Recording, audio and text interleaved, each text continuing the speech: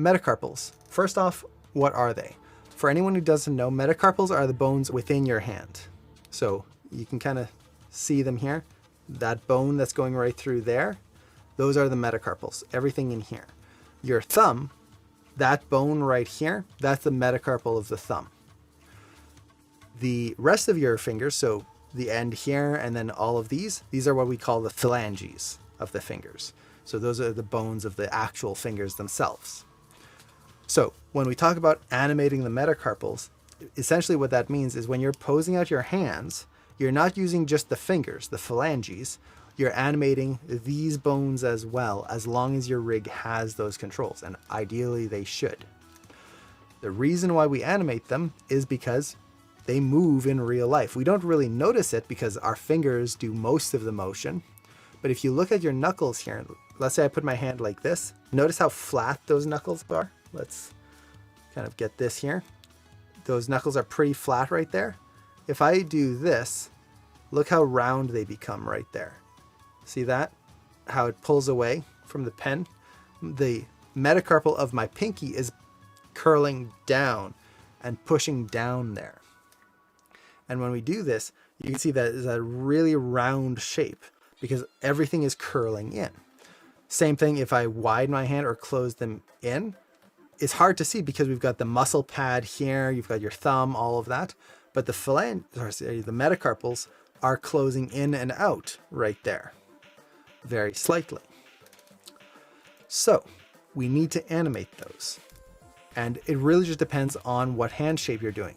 So I could flatten it out, I could round it out, I could do a knuckle with a really round shape here, or I could do a knuckle where it's flat right there, or flatter. There's all sorts of different things you can do. So really paying attention to your hand shapes and just kind of looking at your own hands if you can is very nice. But in terms of how do you actually animate them, most of the time it's going to be rotation. So think of it, and this kind of goes for anything that you're animating on a character. If you're ever wondering like how should you animate it, translation or rotation, the first thing to think is how would it move in real life? What's going to happen in actual real life? So if I rotate my fingers like this, well, they rotate. I'm not translating the bones and moving them down. They're moving on a hinge. There's a little joint right there that rotates, and then the next joint rotates and the next one rotates. Your metacarpals are the same thing. They are connected down into the wrist and they rotate from there and widen out and fan out or come in or rotate from here. So rotations are going to be the go-to to start with. Same thing with the clavicles. The clavicles are what I see most students kind of struggle with in terms of translations or rotations. So clavicles are the shrug controls right here. Clavicles rotate. Clavicles, the shoulder shrug controls, come from the clavicle bone, which is your collarbone right here. You can feel it right there. It goes through across your shoulder, and as you rotate your shoulder up and down, that's the entire bone here rotating and pivoting from here, right there. So as I do this, my shoulder is rotating from this point, right in there. So you want to rotate that typically. Now, does that mean we shouldn't translate them at all? No. You can translate them, just have to be very careful with them. And this is where now we have to look at the rig and see what does the rig allow us to do. Sometimes rigs will need to translate it. The rigger didn't make it so that those controls rotate. So if that's the case, well, we translate it, but we can't just translate it straight up and straight down.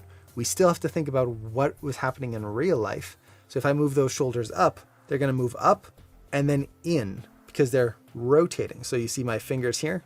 As I rotate that, it comes closer to my face. That's what's happening with our shoulders. When we shrug, our shoulders come closer in, and when we drop down, they go out and then back around. So there's a little bit of an arc in there.